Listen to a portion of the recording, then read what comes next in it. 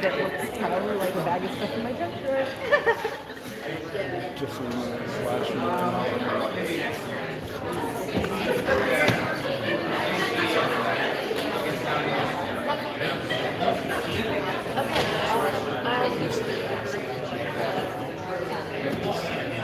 I'm not going to go into this. In fact, I'll probably end up being a little bit clear once I have I will stay on screen. Great, so I'll probably go with this, and then I'll come back, and then I'll look at the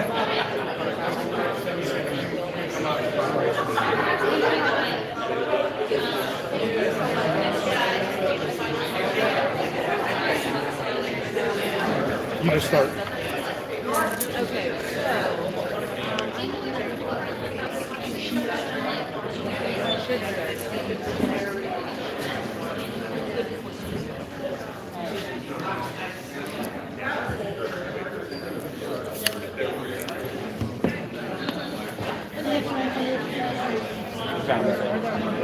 But we're trying to round them up. Yeah.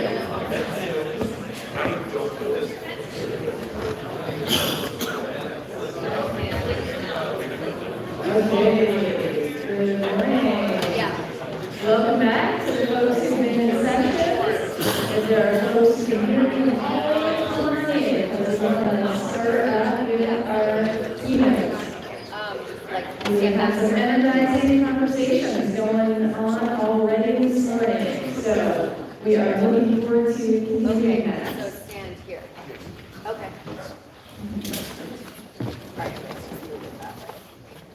Yep, perfect. Yep. Can I put this? Is it in my way? Yeah, it's in the way. Yeah. All right.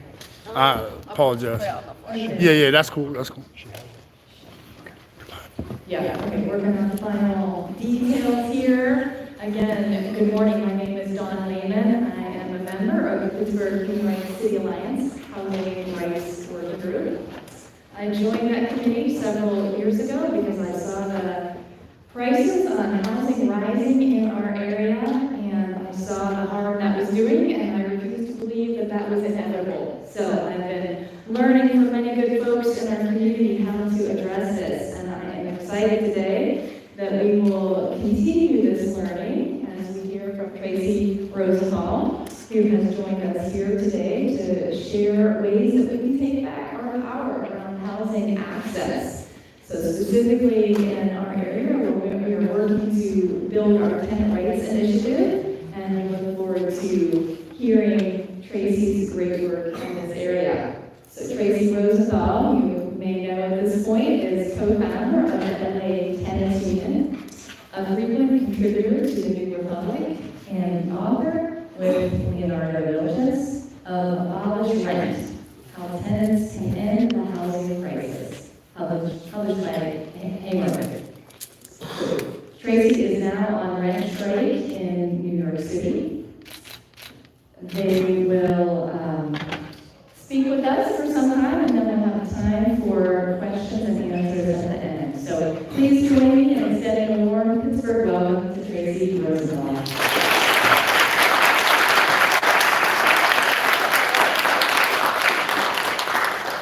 Turn the mic on 1 second. Okay, can you hear me? Wow, that's so fun. Honestly, it's like Britney Spears on the stage. Okay.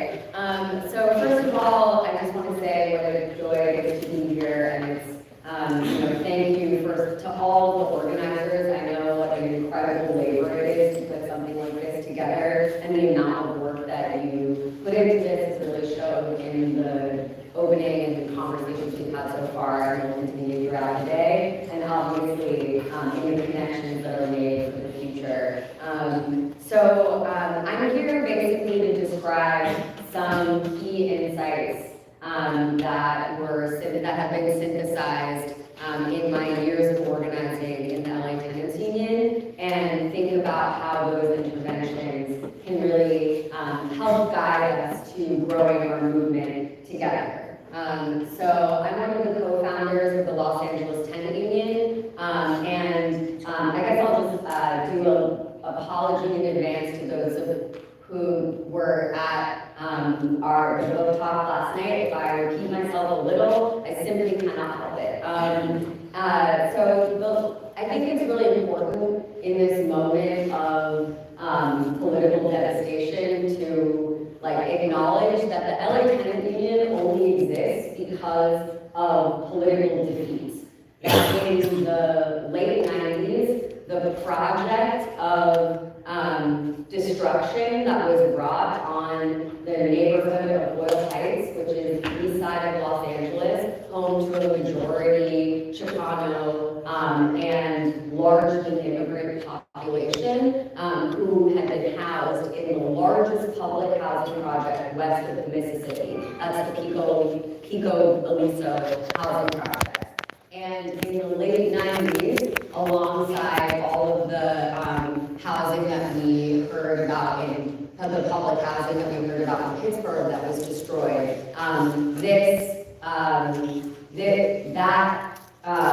that complex was made a target of Clinton's Hope 6.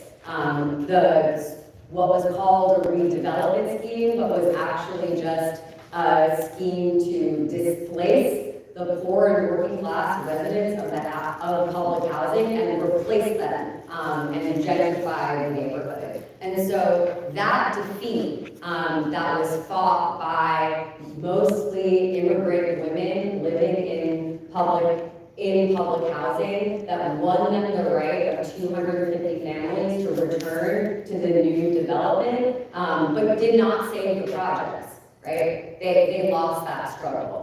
And in their loss, they recognized that what happened to the community was that they were moved throughout the neighborhood. And many of them into private housing, where the conditions were not better as the state had promised, right? And importantly, this was the strategy of the Democratic administration, the Clinton administration. And so they founded Union de Vecinos, which was a way of getting public housing tenants to start talking to people who were living in private market housing.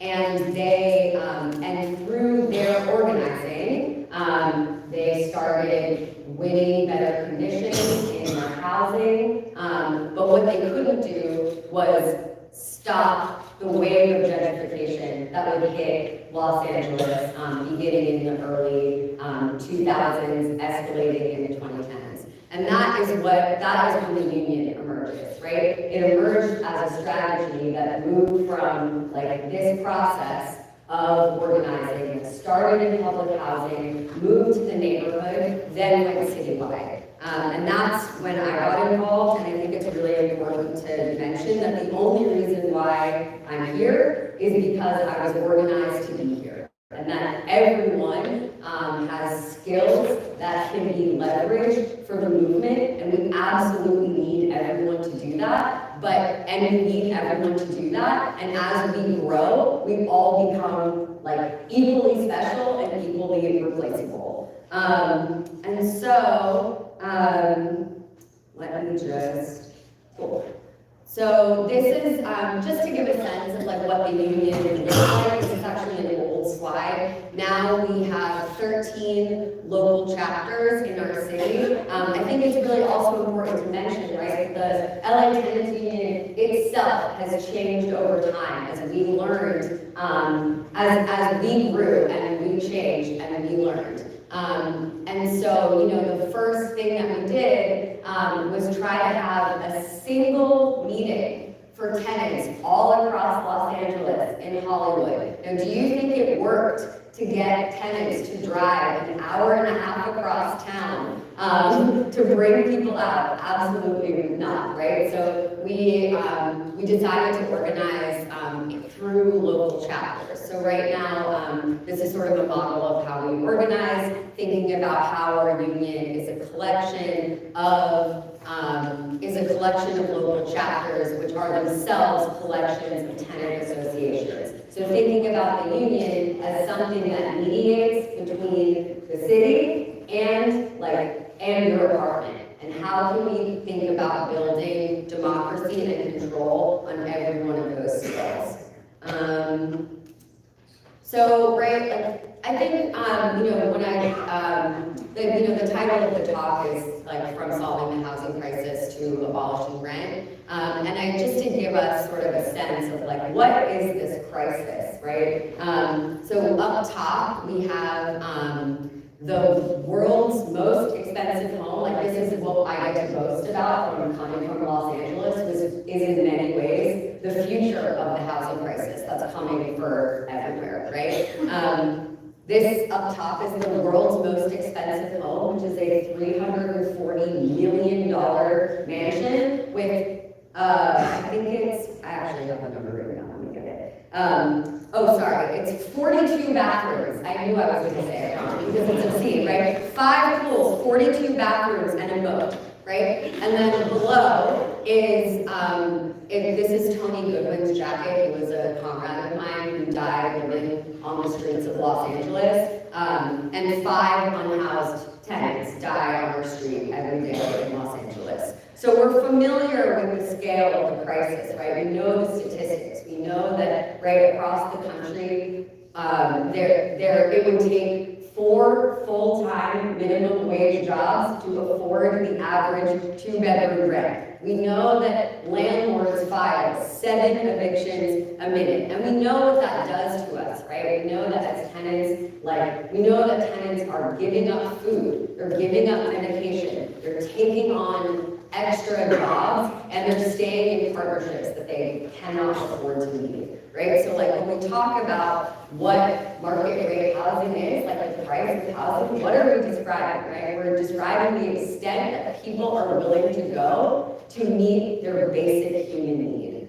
And oftentimes this gets referred to as the housing crisis. And I like to think about, does anyone know this Richard Pryor line, which is an epidemic is when white folks start doing it? I think we should really think about this when we talk about the housing crisis, right? Because this is a discourse that emerged only when middle and even upper middle class people began to experience what poor and working class people in this country have experienced for 100 years, right? And importantly, for our purposes, when we talk about a housing crisis, we understand it as a technical problem to be solved by experts and policymakers, by economists and planners, and the subject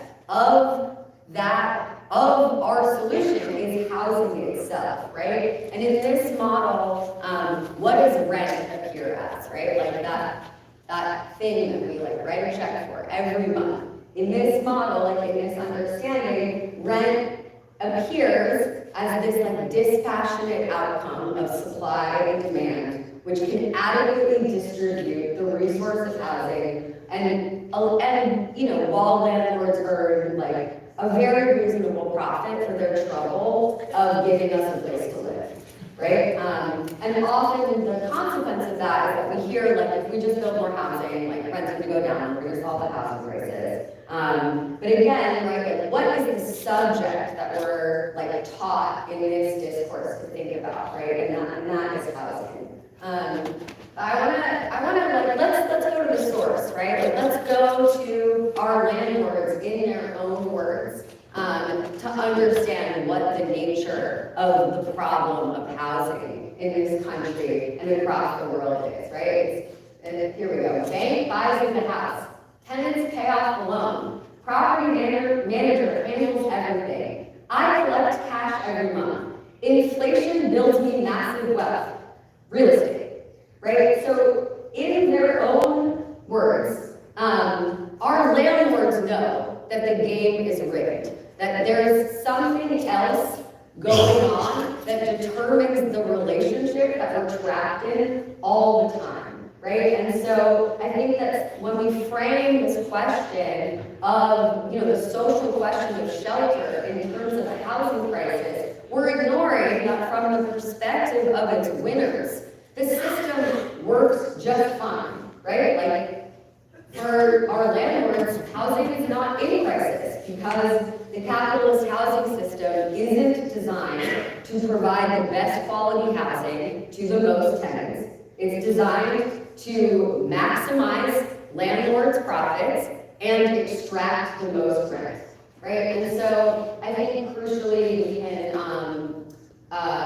think about this, the long-term project that has made that possible, which is the love affair between real estate and the state that we call the 100-year war on tenants, right? And this is Herbert Hoover saying, you know, like talking about songs from the era, and saying like they never sang songs about a pile of rent receipts, right? So the denigration of tenancy and the promotion of homeownership as citizenship, and basically the strategy, right? The strategy that has been used to recruit working class people into alignment with real estate interests, right? It has been homeownership. I think that we can also see, you know, that love affair in, like, you know, its results in these two figures, right? In Donald Trump, the real estate developer who made his fortune off of public subsidies, and leverage that into 2 terms in the presidency, and Breonna Taylor, a black woman in Louisville who was murdered by Louisville PD for standing in the way of a publicly funded development scheme. And so that state capture is, I think, really essential to think through, right? Like when we talk about what the crisis is, what we're talking about is a system built on exploitation and domination, right? How is it, does anyone know how many hours a landlord works every month?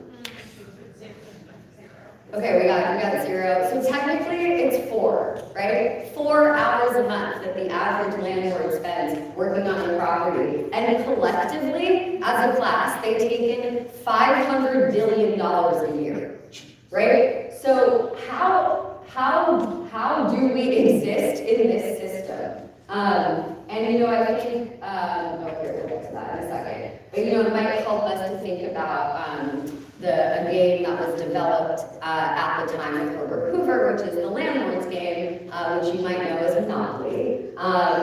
And because our landlords and real estate developers have monopolized the spaces where human beings can live, and they've monopolized state violence to keep us there, right? The means of extracting wealth and the means of physical coercion.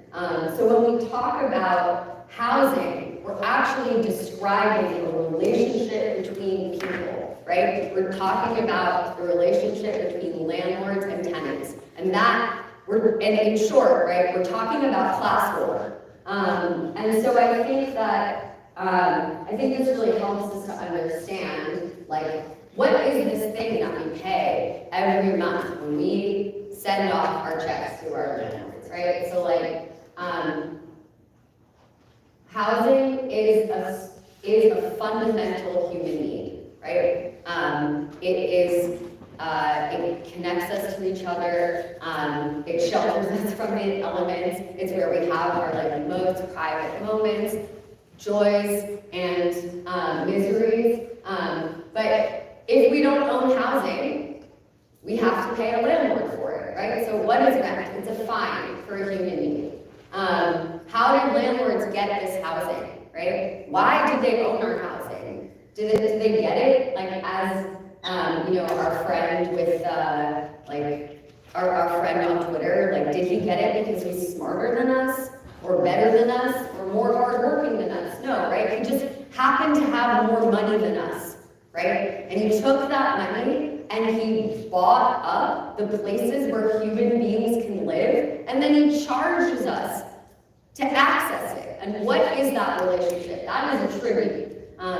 It's also a trap, right? Because as we pay rent every month, you know, like there's that old saying, like paying rent is like throwing money in the trash, but it's actually not the trash, it's your landlord's bank account, right? So every payment that we make goes to the hoard that reproduces that process, that keeps us from ever like being able to access ownership, and that enriches our landlords and helps them consolidate the places where we can live. And finally, it's a ransom, right? We know what happens, right? Like we know why it's such a, like, we don't just pay rent because we have to have housing. We pay rent because it's effectively a crime not to have it. What happens to us if we find ourselves living outdoors, right? We can be criminalized simply because we can't pay rent. And if we don't pay, right, agents of state violence will come with their guns to throw us into the street, right? And make us vulnerable to that criminalization. So effectively, it is a crime not to be exploited. And I think that, you know, I think that should make it pretty clear, right? That like, when we talk about how to solve this problem, and we're often told that the only thing that we should do is simply build more housing. And you know, we know, right, this is like the one trick solution that we're offered over and over, which is that, but we obviously know that developers, right, only bother to build housing when it pencils out. So what does that mean, right? When they can make the profit that they want to make off of it. What does that mean? That means it only builds in times of like economic boom times, and they mostly build housing we don't need, right? They mostly build housing for the rich and upper middle class people.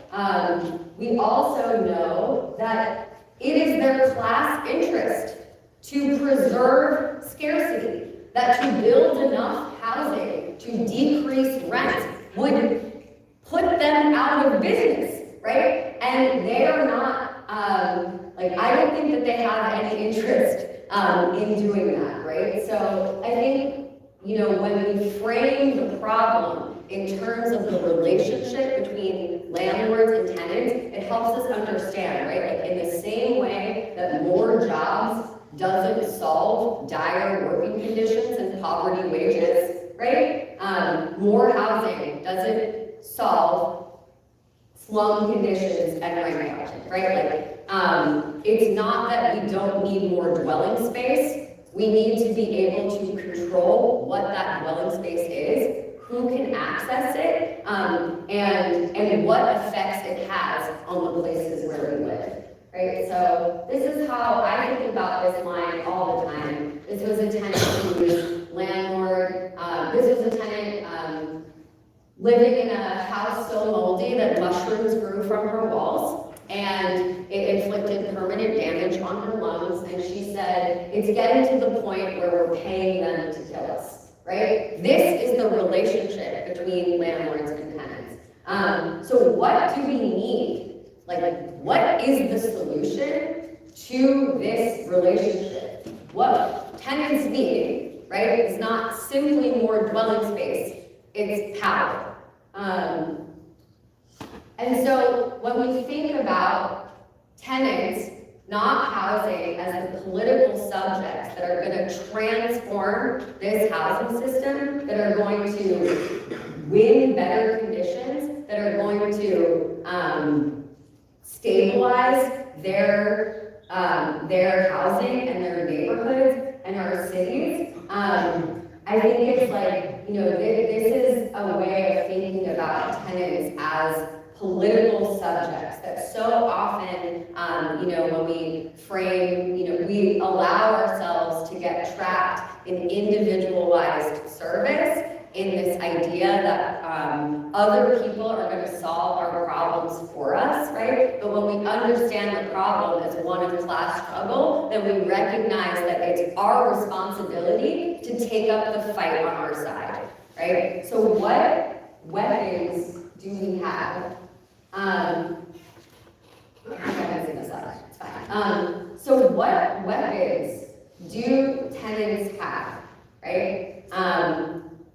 How can we take up our side of the fight, right? We know what happens when we accept our we know what happens when we accept our living conditions, right? We know that our rents will go up, our conditions will get worse, we'll lose our neighbors, and we'll lose our attachments to our communities, right? We know that if we seek out resolutions as individuals, sometimes we can go through the court system on the defensive, right, and extract some concession, or we can access, individualized resources to keep us in our homes. But none of that touches, right, the profound power relationship that keeps us trapped in the system all the time, right? And so the vehicle that we have to turn individualized misery into collective power is organizing, right? Organizing is the alchemy that turns shared misery into shared power. And so now I want to talk about, this is a question from Paulo Freire, which is, what can we do today such that tomorrow we can do what we cannot do today? And this, I think, is a really important question when we think about how we organize strategically to change today what we can so that tomorrow we have more power than we do today. And I'll just, I'll tell some stories. This was another tenant who, I love this quote. She is talking about how her building is always looking out for each other, and she's like, it's funny, that's the way that I want it to be. Sometimes you can be that way, but unless you have a name for it, like tenants association, other people don't realize that that's how you are. And unless other people realize that, it can't become contagious. And so I think that there's this, I'm going to go through 3 stories of our organizing and try to draw out some lessons for what they might mean about what we can do today, such that tomorrow we can do what we cannot do today. But also, I think that what's essential about them, right, is this sense that this insight is something that we bring both to bringing individual tenants together in tenant associations, that to share their experiences, that it's the process that we use to bring associations together so they can share their experiences. It's the process that we use to grow the whole movement, right? And so this idea that every problem is a collective problem, I think is really what is the kind of contagion that I'm trying to get across today. How's our time? 30 minutes. I'm at 30? Okay, sorry. What are you gonna do? Okay, so I'll just try to, I want to get us into a conversation, so I'm gonna maybe speed this up a bit. Okay, so this is the Mariachi Unidas. In 2016, this is a group of 26 tenants living in a market rate building that a new landlord purchased. And put it up on Craigslist under Mariachi Crossing, with blown out photos, etc. Handed half the tenants rent increases of up to $800 a month. So the tenants, they went to their city council person and they went to their lawyers. And what did they hear, right? They heard, well, this is a market rate building, the landlord can charge anything that he wants. And they heard, well, we could work on changing the law, but it wouldn't affect you. You could be a sad story that we could use in our defense to do that work, right? And for them, that wasn't enough. And so they organized through a long process of escalation. They organized the LA Tenants Union's first building-wide rent strike, and they used that rent strike as the economic sanction which brought their landlord to the bargaining table, and they signed lease contracts, which are the equivalent of rent stabilization for their building. So what can we learn from this, right? like rent, that thing that we hand over every month, it actually can be a source of our power when we collectivize it, right? If we can think about strategically about the tools that we have, we can turn our misery into our power. Second, right? I think that I told this story last night, right? It's really essential to me. When we talked to the tenants about how they did this, I asked, right, like, is it because you signed a rent strike pact? Because you did do that. And she was like, I don't remember that. What I remember is that I felt comfortable enough to be able to borrow an onion.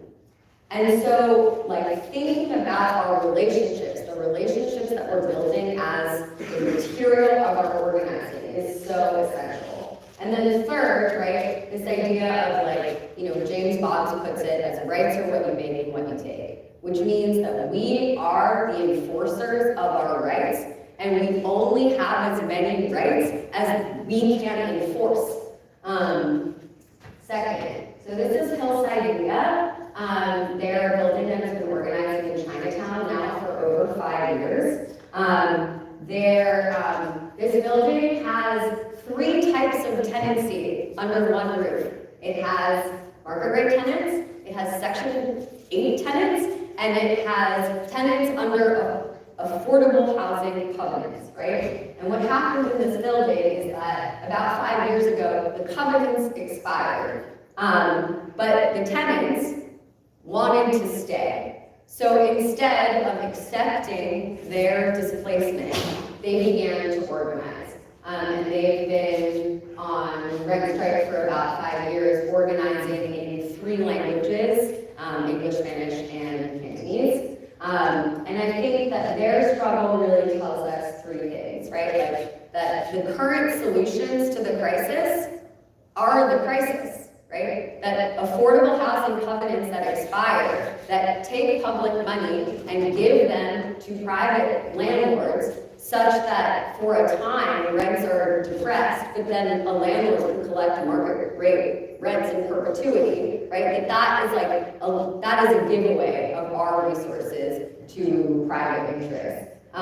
It's also, the Section 8 tenants have been separated from their economic power, right? And third, and so I think about this building as reflecting the disorganization of our current housing policy, right? And I think we should think about it as that's what it's meant to do, right? Living in these different tenancy regimes is meant to disorganize us. And then I also, this, as you can see, right, the thing that they're demanding, right, is that the city, eminent domain their building, take the building from their landlord and return it to them so they can manage it themselves. And I think that having this relationship to the state, what they've cultivated is trying to produce this crisis of legitimacy for the city of Los Angeles, right? That we often think about tenants as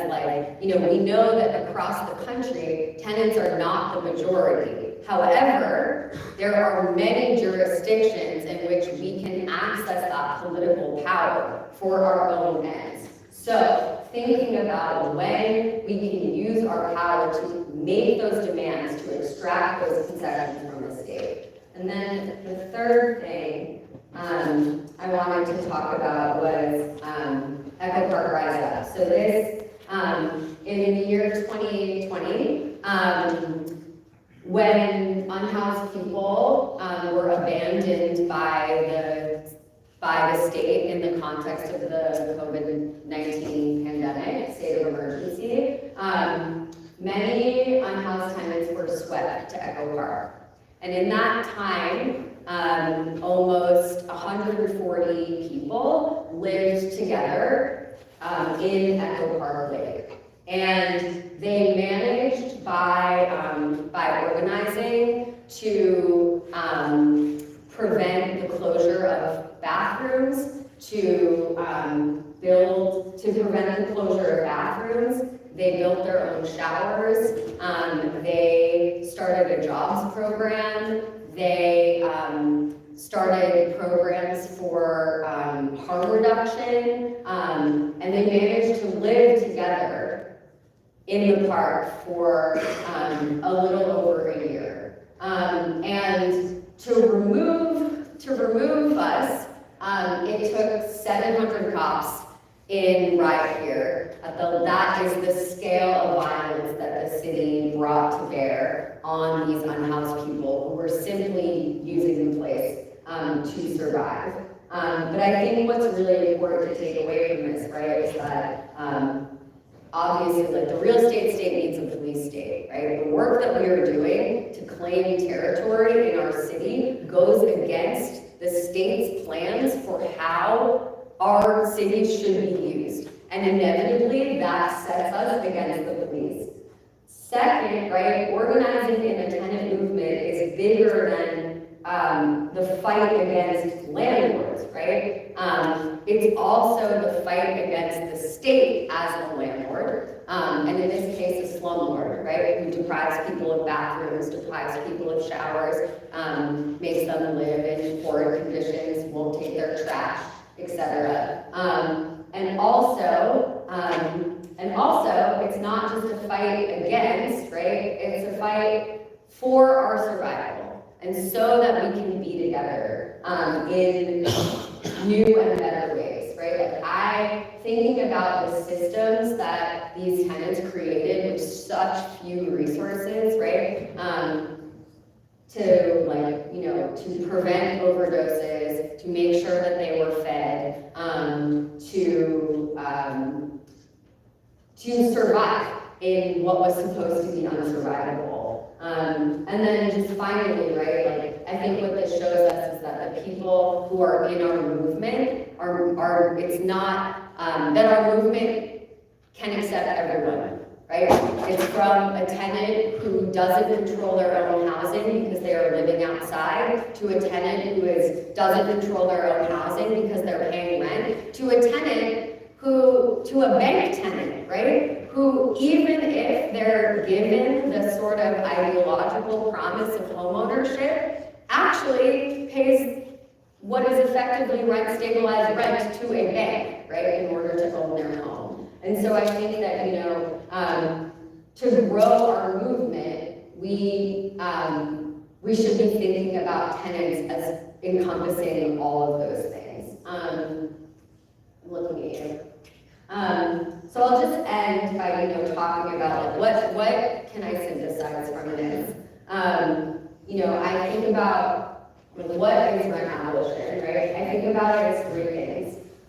It's a horizon, right? Like, the horizon of housing is a human right, shelter without having to pay for it, right? And that absence of landlords and speculators that might allow us to have new relationships to each other and the places where we live. It's also a criteria, right? Like, how do we evaluate our strategies going forward? If that is our goal, then what reforms will we accept as a movement? What helps us displace the power of landlords right now? And finally, it's a practice, right? It's simply, we are already doing it, right? Every time that we stand up to our landlords against the plans for how our apartments are only supposed to be lines on their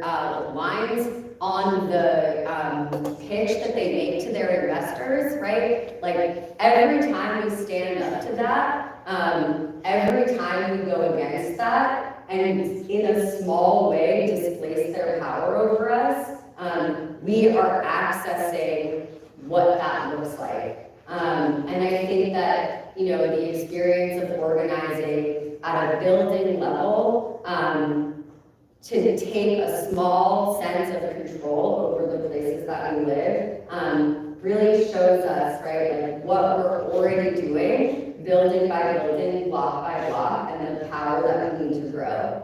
And so, I guess I said I would do this, and I'm a little nervous because usually I make my co-author do it, but should I just try? I think, yeah, okay, so can everyone, I'm gonna ask us to do something that we do in my union. So you're gonna clap when I clap, okay? So first I want you to, so when we clap one finger, you're just gonna clap one finger together, right? So this is the sound of one tenant who has like learned that she has roaches, and they're like fucking disgusting, but she's like, I just have to complain, right? I just have to do something, like something needs to be done about this, right? But you know, it's like oftentimes really easy to ignore, and like I'm all by myself, and he keeps leaving me on red. So I'm gonna talk to my neighbors, right? So now you use two fingers.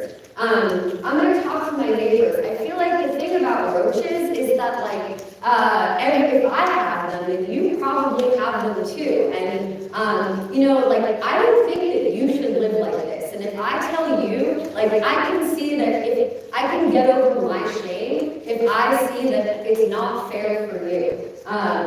I think this is, so maybe we should talk to everyone in our building, right? I'm gonna ask you to knock doors with me.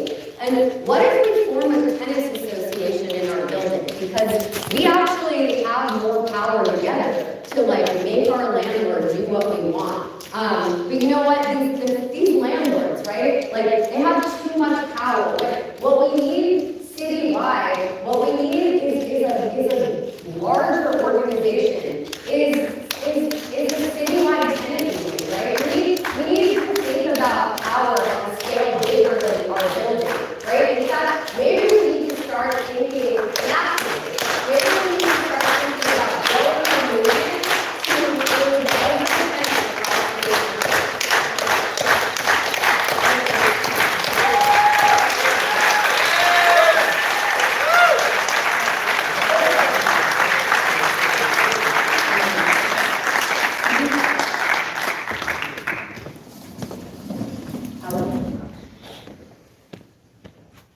Thank you so much, Tracy. And I feel like I want to invite you another round of applause.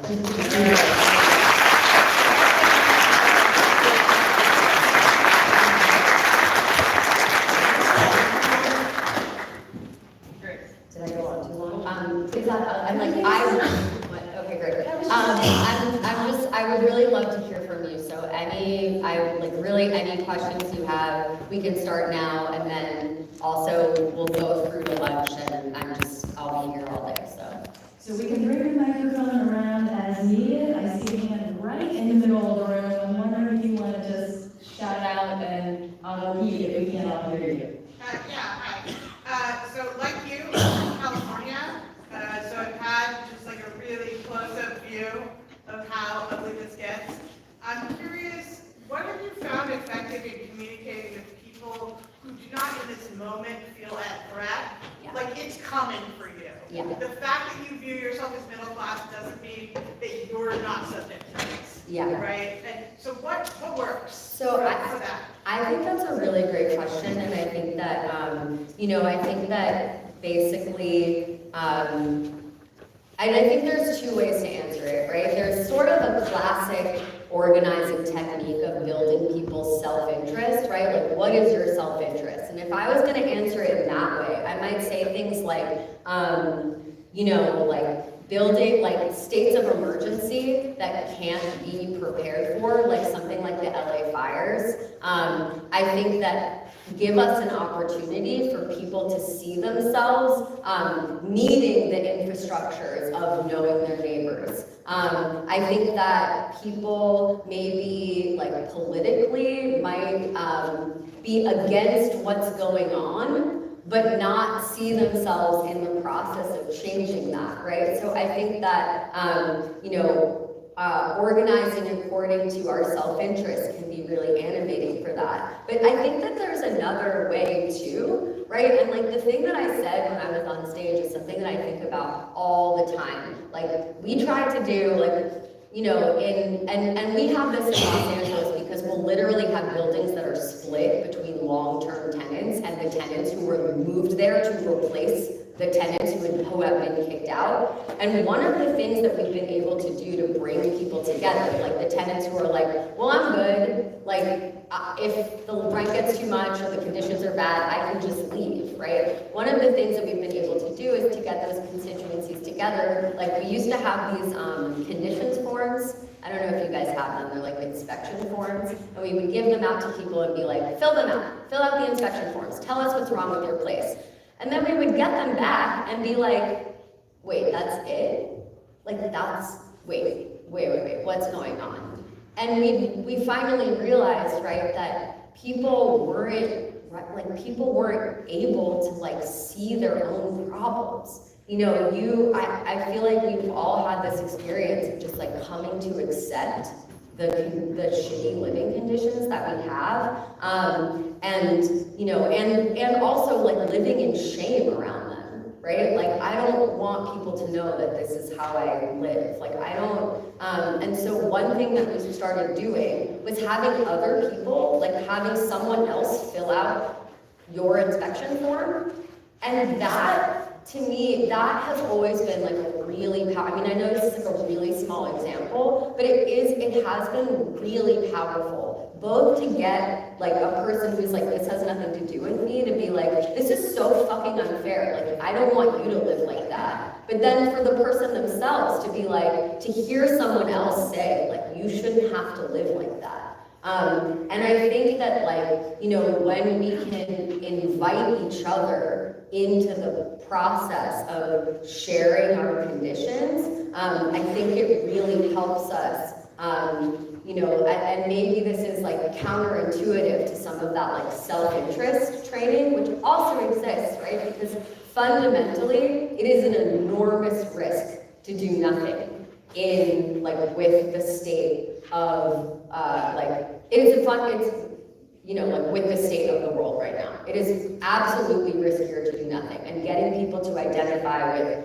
what will happen if you have to move. Asking questions about that can be super helpful. But then on the other side, I think that there's something like collective interest, that there are ways that I think as organizers we can use creatively to stoke that collective interest, and that inspection form is just like the example that came to mind. I hope that answers your question. Go ahead, just like you're at the center, and then I'll come to the back of the room. Okay, thinking about Echo Park Lake, I think what they were able to build was amazing, and it's not lost on me the amount of violence the state brought to bear to destroy that. And then thinking specifically about Pittsburgh, everything I do is all based around helping out our unhoused population. And we have the NFL draft coming up in 2026, and I don't think enough people are talking about this, but we're going to lose people. People are going to die. And my question is, trying to organize unhoused people isn't easy. I have lots of experience with it. I'm wondering, any tips, advice, anything you'd like to say about your experiences with that? Yeah, for sure. I mean, I think one of the things that I have, like, I mean, you know, you would never hear someone else put it this way, but there's actually a real benefit to people living in encampments, like, which is that people are forced to be together. And in that proximity, I think that there is like a lot of room to engage people on the level of their like basic needs. But I think that it's important, you know, when we're talking about mutual aid, right? Like the tenants at Echo Park Lake, like they led this process. They held weekly meetings at the encampments. They made democratic decisions, and that is our role, right? Like our role is in many ways as organizers, it's really uncomfortable to have to say, what is happening to you is not your fault, but you have to take responsibility for it anyway. Because if we don't take responsibility for our conditions, then they cannot change. And I think that that's hard, you know, that's hard working with every kind of tenant, right? Like if you have mold in your apartment and the answer to your mold is collective action, like I mean, I will admit to you that sucks, right? Like you get handed this fucking problem and now it's like you have to take on a third job to solve it. Like I admit that that sucks. And yet, that is our theory of change. And therefore, right, like getting, our role as organizers is to allow people to step into their power, and the only way that we do that is by taking responsibility. And so I think that, you know, in the context of encampments, like, literally, like, a lot of that has to do with the space, like, who's managing trash? Who's managing food? Like, how are we managing this space? And so not thinking about providing resources, but providing opportunities for people to, like, collectively control the place where they live. And it's the same if you're an apartment or if you're in a tent. Yeah. I mean, I just saw you, you were like, oh, sorry, we have my bad. There was a question here first, I want to do this, and then we'll come to Alex, and that'll be the last question before we wrap up the session. Great. I have a question. As an organizer, how do you balance between, you know, hearing stories from tenants and balancing the line of not being extracted and exploited with their stories to get action done, whilst also promoting an action? I don't know, I mean, that's a good question. The thing that came to my mind is, has anybody read The Journalist and the Murderer? It's a Janet Malcolm book that you should read about this question of, like, exploitation and your subject matter. That's to the side of your question. I mean, to me, like, the storytelling isn't the point, right? The storytelling is a vehicle for when people to assemble to be able to make decisions together, right? And so, like, I think that, you know, when we think about our first meeting, right, like in a tenants association, what are people doing, right? They're telling their stories. They're like, when we talk about our local chapter, like, what are people doing? They're sharing strategies that they came up with in the context of their lives.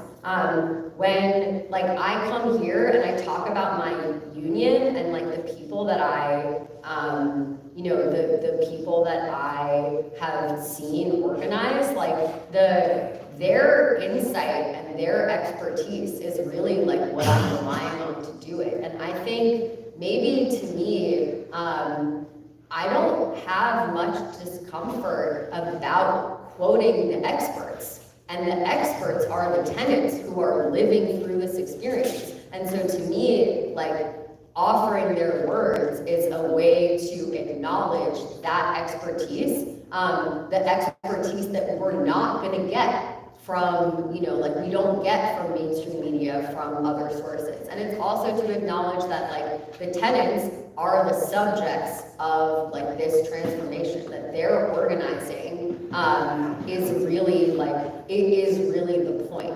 And so I think I see my, like, writing and the use of their work as, like, I'm accountable to them. They can call me in and tell me they don't like what I'm doing. Rather than the other way around. And I think that it's like having the relationship of accountability that only participating in an organization provides, right? Like, I'm not just a writer, I'm a member of an organization. And then fundamentally respecting them as the experts. Awesome. Hi there. So I'm here to have a little fun. I live in a space where I can give very highly systemic answers to things. So imagination's been keying in this entire day. So I'm curious in regards to some of the tenant organizing, as well as you're speaking about power of encampments. If you could imagine how far you could go, do you imagine taking those same encampments and building a log cabin and taking them out to the forest and cutting down the forest and building, you know, their own plumbing systems and all that, but, like, just in regards, like, what's stopping it from going to a certain space? And if you couldn't, you know, block yourself systemically, what would you do with the power that you've been able to build with tenant organizers in the campus? Yeah, that's an interesting question. I mean, I think, you know, I think that there's a lot of, what people were doing at Echo Park Lake was effectively self-built housing, which, you know, which has been made illegal for both like shitty reasons and good ones, right? And I think it's kind of complicated to negotiate that because what everyone deserves is enough, right? Like that is why I organize, because I believe that everyone should have enough. Do I think that a tiny home is enough? No, I don't. Like, do I think that, a place that is indoors but that is subject to 24/7 surveillance is enough? No, I don't. And I think that for me, like, it's not really for me to decide, right? Like, what is enough to the people who were living in Echo Park Lake? Like, what they wanted at that time was to be left alone. They wanted to build up their capacities. They wanted to build a shower, so we like helped organize materials. They wanted to feed themselves. They wanted access to Narcan. They wanted electricity, right? Like, I think for me,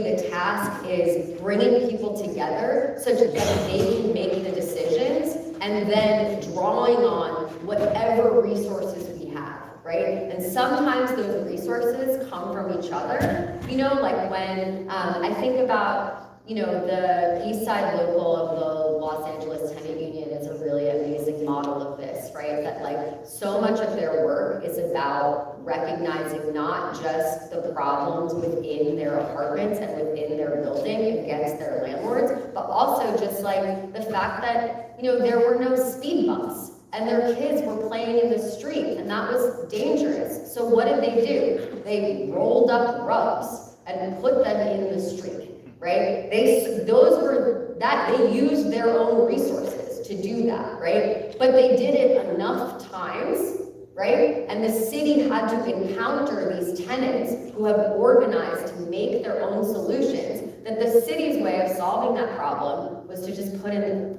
speed bumps, right? And so they were able to use their own resources and then use the authority that they built by growing those resources to extract resources from the state. And so I think that for me, the question is one of how do we produce the spaces, so the spaces of assembly, whether that's in an encampment or in a building or in a neighborhood or in a city, such that people can decide what it is that they need.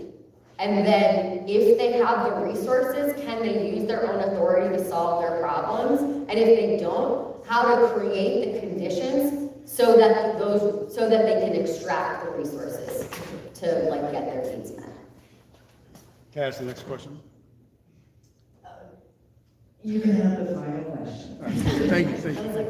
So we've seen $177 billion go to Ukraine outside the United States. If we used half of that, we could have solved the homeless crisis in the United States. What do you feel about that? And what would you say to President Trump about the next money going to Ukraine should go to the homeless community in America? Well, I mean, I think that, you know, okay, I want to say two things, right? Like, because the issue for me right now, and I'm wearing a buffet on the stage for a reason, right? It's because the money that is if we want to politicize the military budget of the United States, we should be like politicizing the money that is going to the genocide of the Palestinian people, that has been being funded by U.S. weapons and U.S. bombs, and also by U.S. landlords. Right? I think it's very, you know, the Crown Heights Tenant Union is organizing against Pinnacle, which is the largest, they are a slumlord who also has the largest claim, the largest investment share of a U.S. company in Israel bonds. Right? And so when we organize for the right to stay put in our homes, right? The right to survive in our neighborhoods, right? We actually can, through that process, access like other forms of power that we desperately need. I think it's really, you know, like it is the fundamental,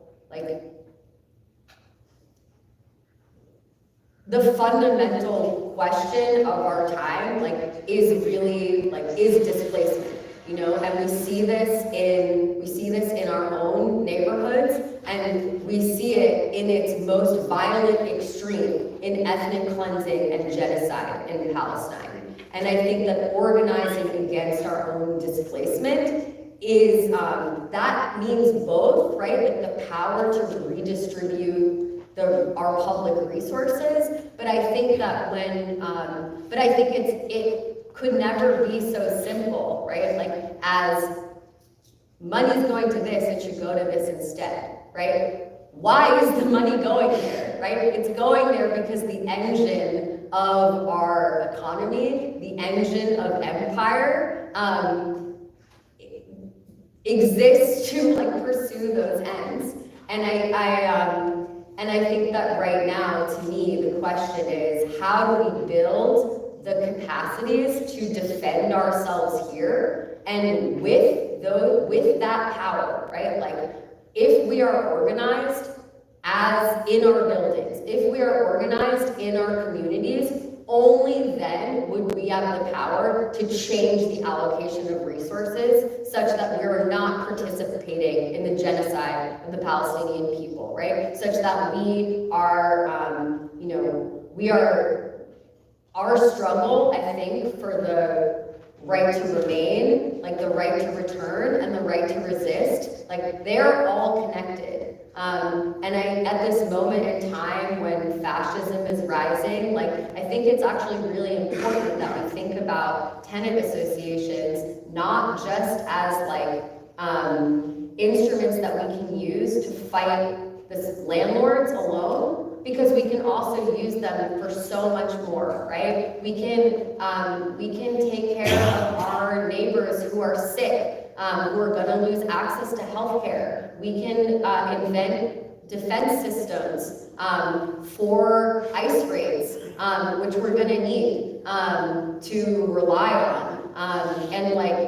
Those same systems are eviction defense systems. How can we get to know people in our neighborhoods such that we can create safety and we don't rely on deputizing these agents of violence who basically rather see us dead? How can we, and also, how can we give people a sense of control over their lives so that they are not tempted to exact that control by, that is sort of the material on which fascism flourishes, right? And so I think that, I think about this process of rooting in our communities. I think of it as fundamentally an internationalist plan. And I think that the deeper that we go with our neighbors is the more power that we have to change the whole world.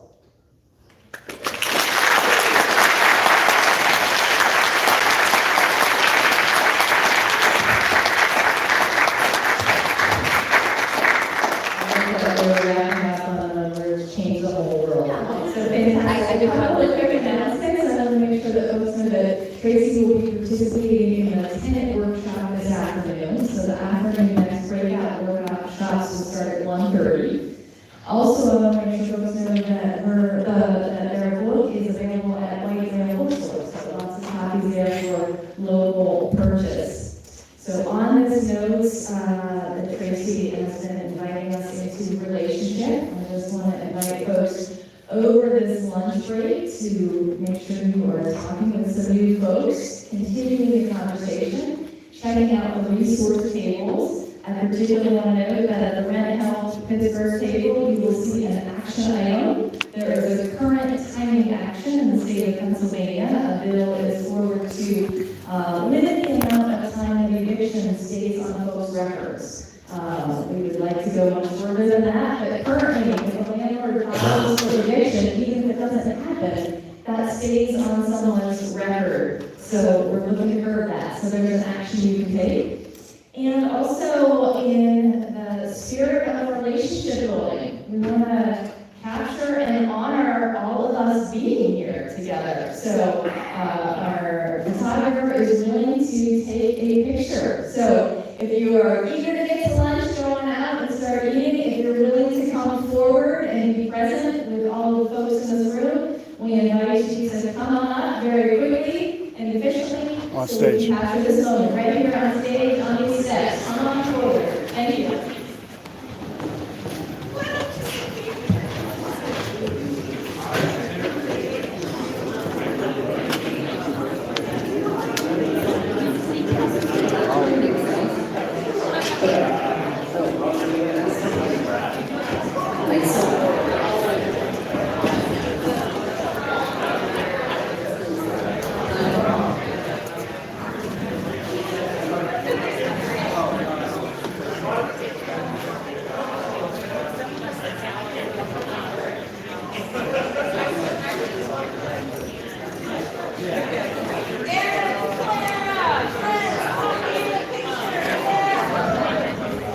Anybody want to be photographed, please come on down.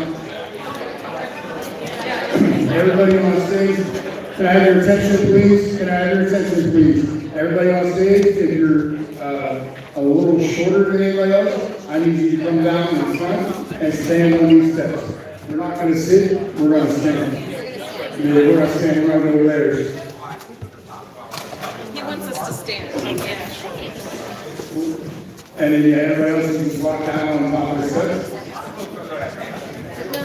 We're going to, there's 3 steps, so we go from the bottom and on up, so there should be 4 of those people. The same height. Jackie, you're kind of this tall, so you can come down in front. As long as the person on the step is. Or, Yeah, you can say.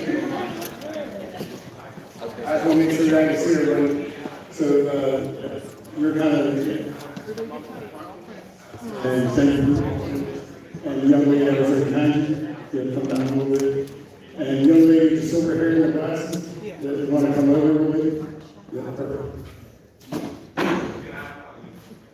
Yeah, and you super switch at the end. Yeah, super switch. Make sure you can see everything. I apologize, I gotta walk back here.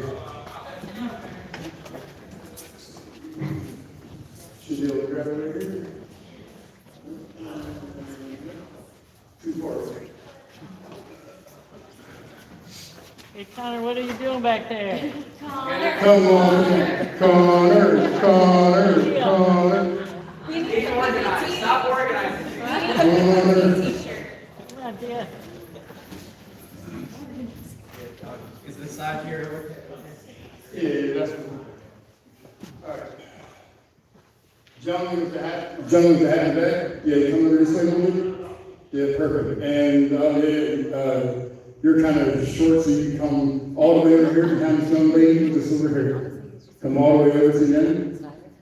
Yeah, perfect, right there. A little bit more. Yeah, perfect. All right. And my man in the back, kind of hard to see. I go into you. Yeah, you can switch. Yeah, he's like 6'6", man. He can stand in that. I just need you to move over a little bit. Both these guys that just moved, the ones that just switched, you can move over a little bit, and we're move over a little bit with him. All right, we're good. All right, everybody this way. All right, so make sure I see everybody. Yep, I can see everybody. All right, so this is the most important photo I'm going to take all day. You ready? And one more. Perfect. And 1 second. Here we go for the official. All right, we can say something, right? Housing is a human right. Okay. So Your 1 second. city, 1 second. our city. So housing is a human right. On count of 3. All right, 1 second, and 1, 2, 3. Housing is a human right.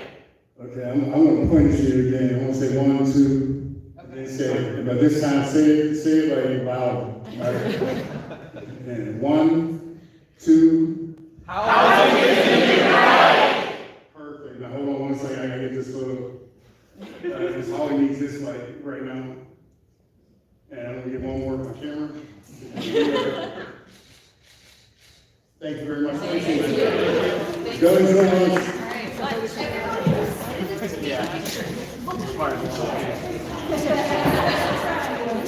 Staying the whole day? Oh yeah, y'all were live streaming on YouTube doing that. Thank you very much. Been good. You want to take a walk sometime? Yeah, we should.